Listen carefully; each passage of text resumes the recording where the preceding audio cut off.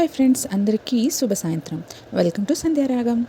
ఈరోజు సంకటహర చతుర్థి, అది కూడా శ్రావణ మాసంలో మంగళవారం నాడు రావడం విశేషం. సో నేను రెగ్యులర్గా వెళ్ళే టెంపుల్లో ఈరోజు సాయంత్రం బొజ్జ గణపయ్యకు అభిషేకం చేశారు. చాలామంది భక్తులు ఎవ్రీ మంత్ పాల్గొంటూనే ఉంటారు.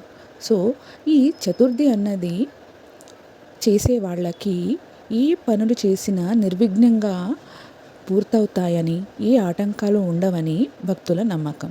పంతులు గారు మన గోత్రనామాలు చెప్పిన తర్వాత లైన్లో భక్తులందరూ వెళ్ళి వినాయకునికి పంచామృతాలతో అభిషేకం చేశారు. ఈరోజు సంకటహర చతుర్థి కావున వినాయకునికి చాలా వెరైటీస్ ప్రసాదాలు, అలాగే స్నానానంతరం స్వామివారికి వస్త్రాలంకరణ, చాలా రకాలైన పూలతో అలంకరించారు. అభిషేకం చేసినప్పుడు పంతులు గారు మంత్రాలు చదువుతుంటే చాలా ప్రశాంతంగా మన ప్రాబ్లమ్స్ అన్నీ క్లియర్ అవుతున్నట్టు ఒక ఫీలింగ్ కలుగుతుంది. పాజిటివ్ వైబ్స్ అన్నవి టెంపుల్స్లో ఎప్పుడు ఉంటాయి, కానీ ఇలాంటి టైంలో మనం అభిషేకం చేస్తే ఆ వైబ్స్ అన్నవి ఇంకా ఎక్కువ అవుతాయి అని ఒక నమ్మకం ఉంటుంది. సో టెంపుల్లో ఆ ఫీల్ తెలుస్తుంది.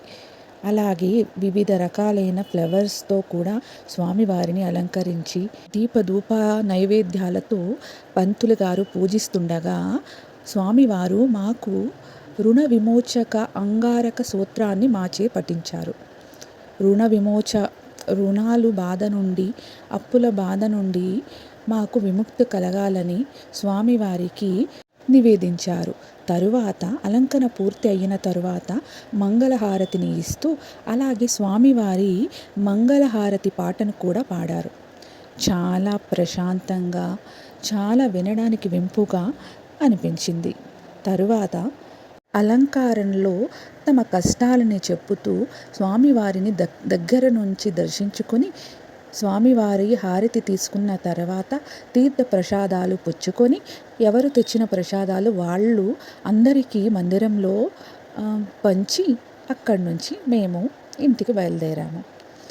ఇలా ప్రతిరోజు ఏదో ఒక విశేషమైన పూజలు, అలాగే హోమాలు, మరెన్నో పూజలు జరగనున్నాయి. మీరు కూడా వచ్చి ఈ పూజల్లో పాల్గొనవచ్చు. మరొక అందమైన వీడియోతో మళ్ళీ కలుద్దాం. అంతవరకు bye bye Sanju family. Please like, share, subscribe.